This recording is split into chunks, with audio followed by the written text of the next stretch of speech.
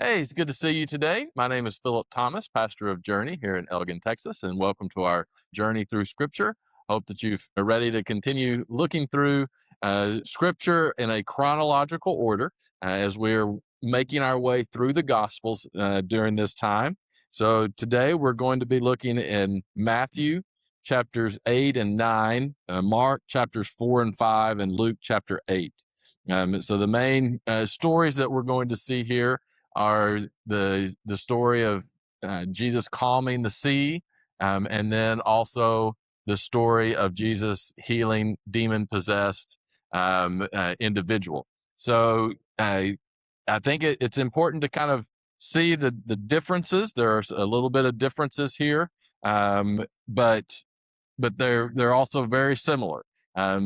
Matthew kind of says that there were two men that he healed, demon possessed men that he healed. Matthew also doesn't go into near the detail as Mark and Luke, but we don't know. There were many that Jesus healed, and so I'm sure Matthew he was probably using that.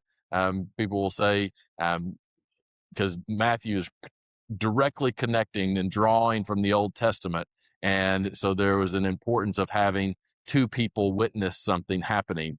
And so Matthew is pointing out that there were plenty of witnesses to see this, that it fit what was needed to witness a miracle that was laid out in the Old Testament. So we start off in Matthew chapter 8, verses 23 through 34. You have Jesus gets back into the boat. They start traveling across the lake, and basically he falls asleep, and the wind starts blowing, right?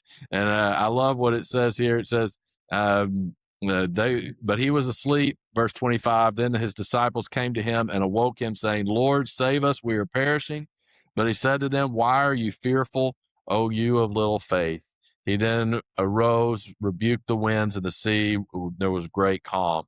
And the men marveled, saying, "Who can this be that even the winds and the sea obey him?" Right.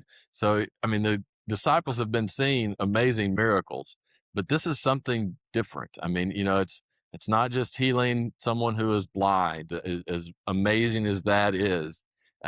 This is different. All of a sudden, even nature listens to this guy, and they were terrified of the storm, and then they began to be terrified of Jesus in a good way of recognizing, wow, who is this man? So we see Jesus doing this miracle that shows he has power and authority over the physical world. And then Matthew continues in verse 28, where he comes and he heals a demon possessed man. It says, and suddenly they cried out, saying, "What have we done to you, Jesus, you Son of God, that you have come here to torment us before the time?" And then Jesus cast them into the swine, and the pigs run and kill themselves. Then verse 33, then those who kept them fled, and they went away into the city and told everything, including what had happened to the demon-possessed man. And behold, the whole city came out to meet Jesus. And when they saw him, they begged him to depart from their region. Now we'll get into to that here in just a minute, and talk more about it. But what we see here is in Matthew, back to back miracles. You have Jesus showing his authority over the physical world, but also his authority over the spiritual world as well. I think there's a reason. I mean, this would have been very obvious that this guy is not just a normal prophet. There's something powerful about him. The winds and waves obey him, as well as the spirits obey him. Then in Mark chapter 4, starting in verse 35, all the way through chapter 5, verse 20, you have the same story. And you have Jesus falling asleep, and he wakes up, he rebukes the wind. And this one's interesting in Mark verse 38, chapter 4, verse 38. The disciples wake him up and say, "Teacher, do you not care that we are perishing?" thought that's an interesting thing. It's something that we can learn. That's a human tendency, is when we find ourselves in the storms of life, we forget that Jesus is always with us. And one of our first questions many times is, God, have you forgotten me? Do you not care? Well, where is God? And in fact, that's a tool of Satan to get us to doubt God. When we, by all rational um, thought, especially for the disciples, they should know, of course, Jesus cares for them. Right? They've witnessed unbelievable things already. But whenever the storm arises, it's easy for us not to think clearly. And we start allowing those doubts to creep in, and we start wondering, God, do you really care for us? And of course, the answer is yes.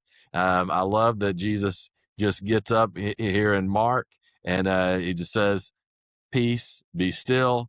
Everything became calm. And then he says, why are you so fearful? How is it that you have no faith? And they feared exceedingly and said to one another, who can this be that even the wind and the sea obey him? Right. So again, this is their level of faith is now becoming more mature and is ratcheting up because of what they're experiencing and what they have seen with Jesus. And then Mark chapter 5 is the casting out of the demon. We learn a little bit about this demon possessed man. He's crazy. He's so strong. He can't be bound, and he's just wandering around causing problems. And he again responds to Jesus by saying, my name is Legion, for there are many. Right? A very ominous, very creepy response whenever Jesus says, who are you? And he says, I am Legion. Right. So it's multiple demons that are possessing this man. And of course, Jesus puts him in a herd of swine. I always thought that was interesting. Why Jesus would send them to pigs, because I also wondered, why would there be pigs? Guess what was not a huge commodity in Israel is pigs. They do not eat pork, right? So what's going on here? Well, Mark actually kind of lets us know this. If you know your geography, which I didn't, I read about this. Um, Mark chapter 5, verse 18. And when he got into the boat, he who had been demon possessed begged him that he might be with him. However, Jesus did not permit him, but said to him, go home to your friends and tell them what great things the Lord has done for you and how he has had compassion for you. And he departed and began to proclaim in Decapolis all that Jesus had done for him, and all marveled. Now, that's interesting that it mentions Decapolis specifically. It says in the country of Gadarenes. That is a very Greek area. There would have been a lot of Gentiles in that area. It would have been made up of about 10 different cities. They were Roman cities. So there would have been numerous Hellenists, right, or people with Greek background, which is why there would have been pigs there, because they would have eaten pigs. I think it's also another part about that is the people they asked Jesus to lead. Well, the Roman people and especially the Gentiles there were nervous about people who did magic, right? They viewed it, that was kind of sorcery, and this guy's coming in doing this magic. It's like, no, we don't want to have anything to do with you. Keep moving.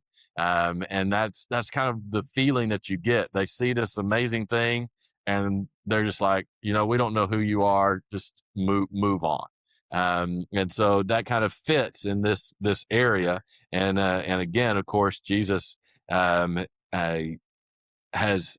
performs this unbelievable miracle, and this guy who is freed from the demons, he wants to hang out with Jesus, but he probably, there's a good chance that he wasn't Jewish. There's a good chance that he was a Gentile, and so Jesus just told him to stay. And of course, he definitely starts spreading the message, because this is a ball is starting to roll now with all that Jesus has done and how he is um, building a name for himself, that everyone is starting to to learn about Jesus. Then we get to Luke chapter 8, verses 22 through 39.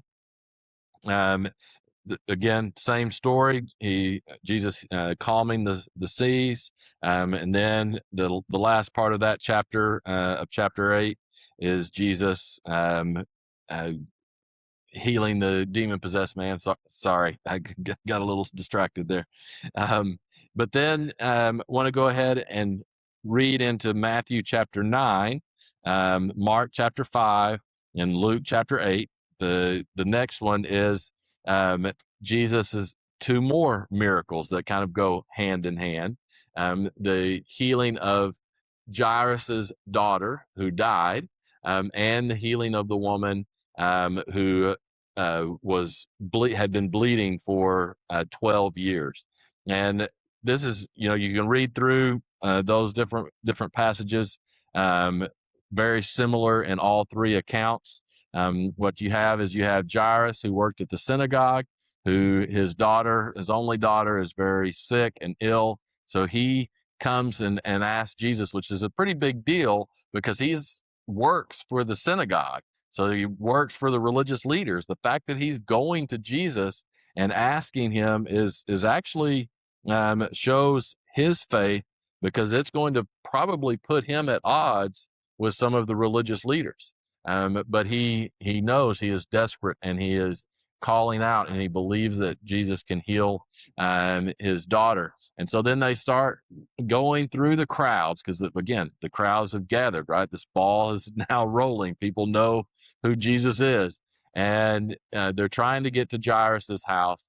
And a woman who had been bleeding for 12 years, which would be horrible in any circumstance, but especially in that culture and that day and age, she would have been considered unclean, which means she could not go to the synagogue. There were many things she couldn't do. And if she touched anyone, they would become unclean, and then they couldn't go to the synagogue. And so what you have is she knows this, so she's trying to do this inconspicuously, and she just believes that if she just touches Jesus, that she will be healed, and she does. By doing that, she made Jesus unclean, technically, right? But Jesus feels power leave from him. I love it whenever, you can just imagine Jesus, he's just being surrounded by all these people, and he says, whoa, who touched me? And Peter is like, Lord, everyone is, right? And he says, no, I feel power leave from me. And then he tells the woman, your faith has healed you, right? That because she believed, she was now healed. And what an amazing miracle for her. But again, Jesus allowing the unclean to heal him, and he cleanses those who are unclean, just as he cleanses us in our lives when we are unclean. And then they continue on. The story continues because, right, he's going to see this girl, Jairus's daughter, and as they reach the house, the news comes that the daughter has already died. And Jesus, in an interesting way, says, "Okay, I'm going to only allow Peter, James, and John. Y'all can come with me, and the mom and dad, but no one else can come because the little girl is just sleeping." And of course, he was mocked. He goes up. The girl is dead, but Jesus raises her to life again. And he's very specific here. He says, "Do not tell anybody about this." I think, that's kind of interesting. Again, that would have been going up a level, right? So just as the disciples, when Jesus calmed the winds and the wave, they were like, "Whoa, that's another level of miracle and of power than what we have already been seeing." Well, whenever you bring someone back from the dead, that's kind of ups it again. And Jesus is trying to maintain calm, maintain peace,